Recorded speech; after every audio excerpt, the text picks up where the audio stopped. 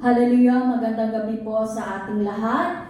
It's Friday again. Upog tibiyag na makapakinig po tayo sa salita ng ating Panginoon. Pero bago po ang lahat, na-share ko po ang salita ng ating Panginoon, tayo po ay manalangin. Father God in heaven, marami pong salamat sa oras na ito na ibinigay po sa amin, na pagkakataon na ma-share po ang iyong salita. Thank you, Holy Spirit. You will be our teacher today. Bless your words, bless your people, O God. In Jesus' name I pray. Amen. Hallelujah! Welcome din po sa ating mga taga-subaybay sa ating online. Ang ating text sa gabing ito ay matatagpuan sa Isaiah chapter 43 verse 18 to 19. Ang topic po na ating pag-usapan, a message of hope. Ano po ang sabi ng ating Panginoon doon po sa verse 18? Sabi po niya rito, forget the former things. Do not dwell on the past. Verse 19, see, I am doing a new thing.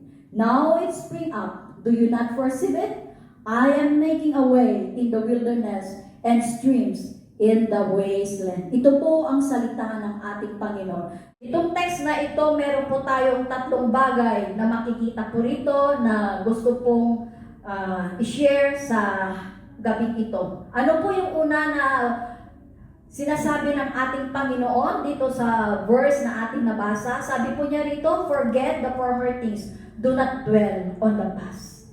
Ito po ang sinasabi ng ating Panginoon. Kung ano man po yung mga past failures na nangyari sa atin, na naganap po sa atin, mga dumarating na bagay-bagay sa ating buhay na hindi nakakaaya-aya, kaya yun po ang dahilan kung bakit hindi po tayo makapag-move on. Itong sabi ng ating Panginoon, forget the former things, do not dwell on the past. Iyan po ang sinasabi ng ating Panginoon. Hindi po sana yung ating nakaraan, kung ano man po, kung sino tayo noon, hindi sana dapat iyon ang ating isipin. Kasi ito ang sinasabi ng ating Panginoon. Kalimutan na natin ang mga bagay-bagay na nagawa, na nangyari sa atin ng nakaraan. Kasi nga po, kung yun palagi ang ating iniisip, hindi po tayo makapag-move on. Kasi may mga bagay-bagay na tulad ng may mga tao po sa mundong ito na dahil po sa mga nakaraan nila, na nakakulong po sila sa kanilang nakaraan. Hindi po sila makapag-move on, kaya palaging nagse-self-pity po sila.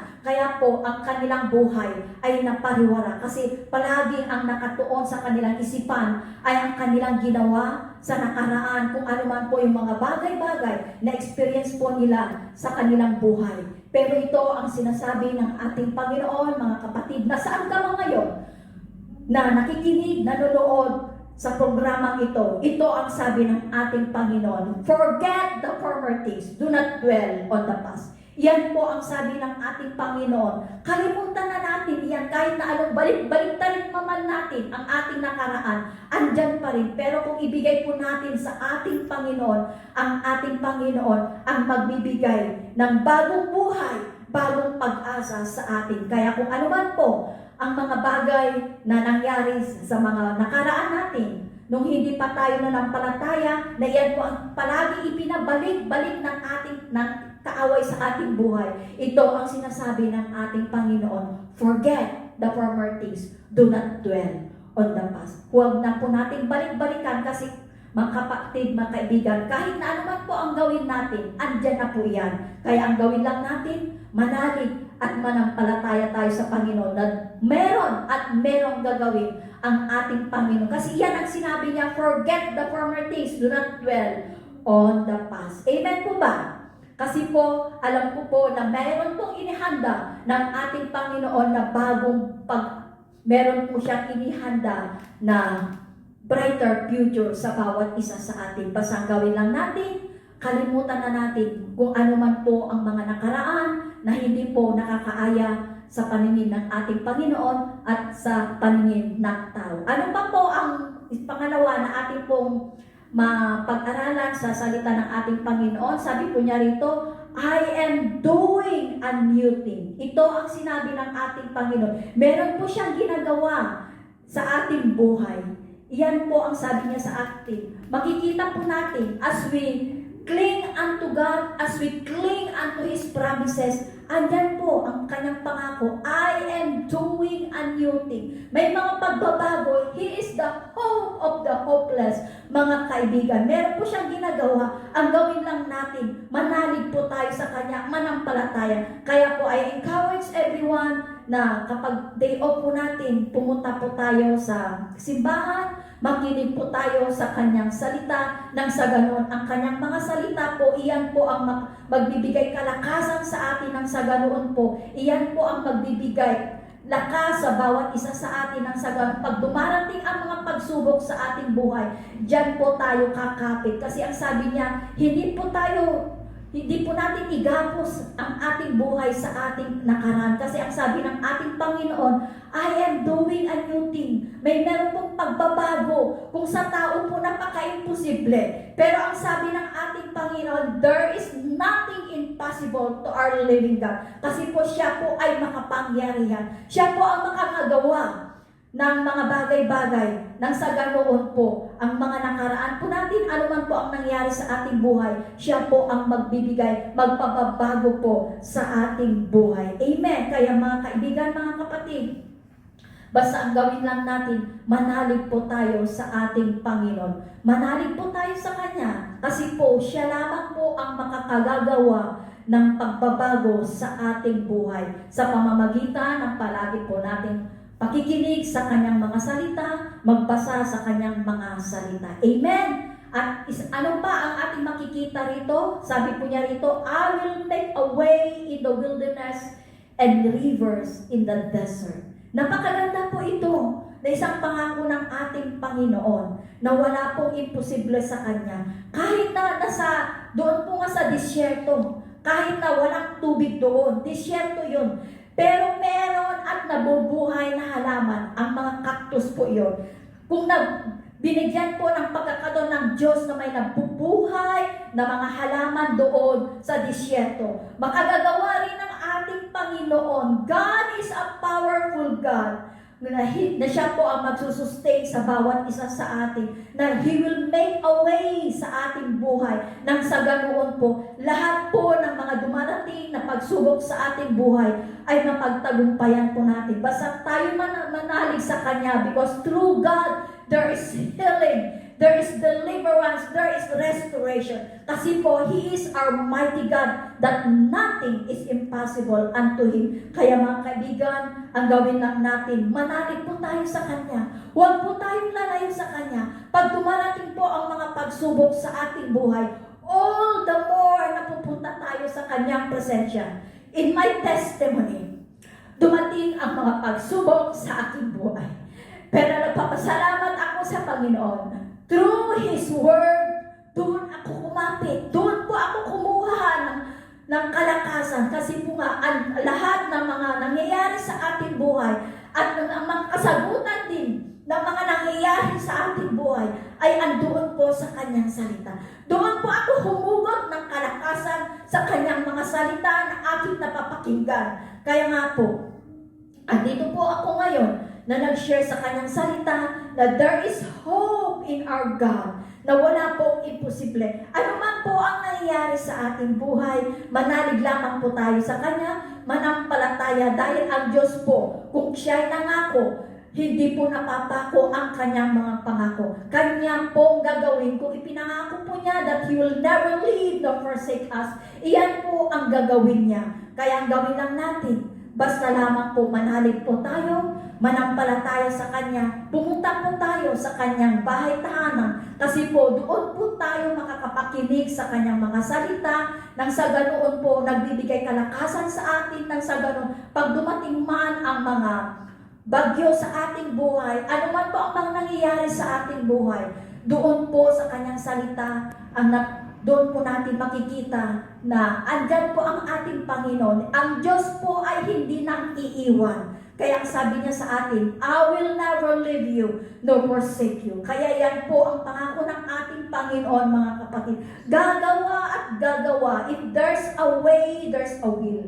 Ang sabi ng ating Panginoon sa bawat isa. Ang gawin lang natin, basta lang magpatuloy po tayo, huwag po tayong tumalikod. Ang gawin lang natin, move forward. Kasi ang Diyos andyan, nakaantabay palagi sa atin. Hindi niya tayo pababayaan. Kaya mga kapatid, I encourage everyone, kung kayo man po ay dumaranas ng mga pagsubok, mga problema sa buhay, kasi alam ko po, marami tayong mga pinagdaraanan. Pero ito ang sabi ng ating Panginoon, forget the former things. Do not dwell on the past. Gumagawa po ng ating Panginoon. I am doing a new thing. Yan po ang sabi ng Panginoon. Siya po ang nagdidirekta sa atin. Ano man po yung mga nakaraan po natin, marami po tayong mga nagawa na hindi kaaya-aya sa ating Panginoon, sa paningin ng mga tao. Pero ang sabi ng ating Panginoon, I am doing a new thing.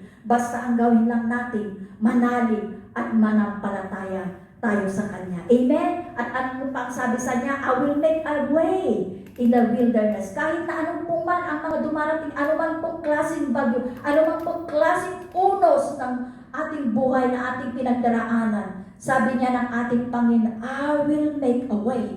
Kasi ang ating Diyos ay wala pong imposible sa Kanya. He is a miracle God. Kung meron po tayong mga panalangin na hinahanap-hanapan po natin ng kasagutan, ito po ang aking masasabi, mga kaibigan, mga kapatid.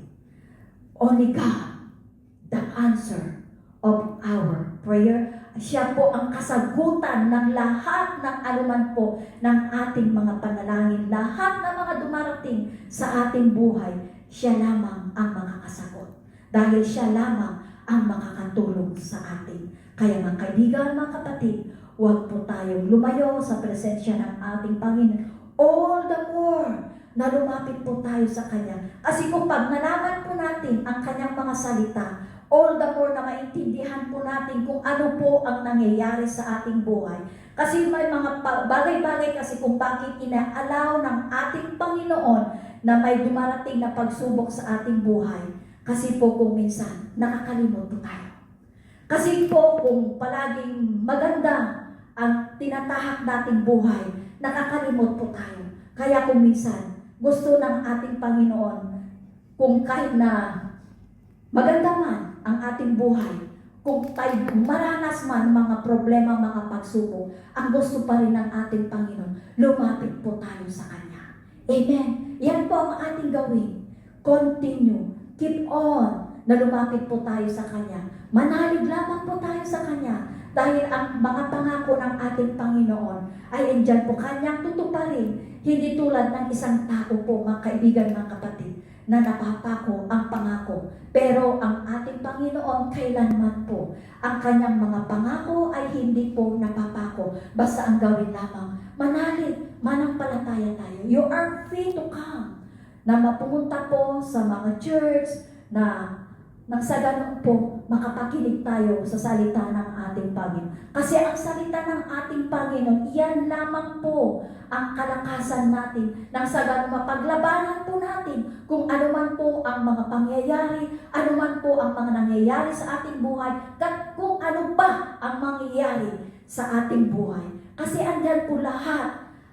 Andyan po sa salita ng ating Panginoon, lahat ng kasagutan ng mga dumarating sa ating buhay ay andyan po ang kasagutan. Ang gusto po ng ating Panginoon, basta lamang magtiwala tayo sa Kanya, manalig tayo sa Kanya, huwag po tayong lalayo sa Kanyang presensya. Basta kung tayo kakapit sa Kanya, andyan po ang ating Panginoon na kailanman hindi po siya mag-iiwan. Alam ko po maraming dumarating sa mga problema sa ating buhay, pero ang ating Panginoon, andyan po, palaging nakaagapay sa atin, andyan sa Kanyang salita.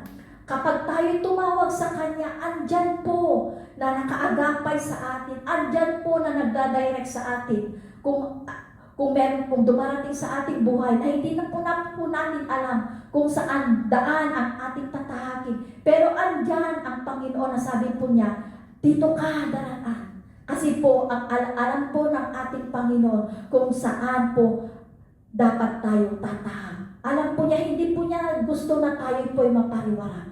Kaya mga kaibigan, mga kapatid, I encourage everyone na saan ka man ngayon, kapatid, na nakikinig sa salita ng Diyos, anumang bigatin na dumarating sa iyong buhay.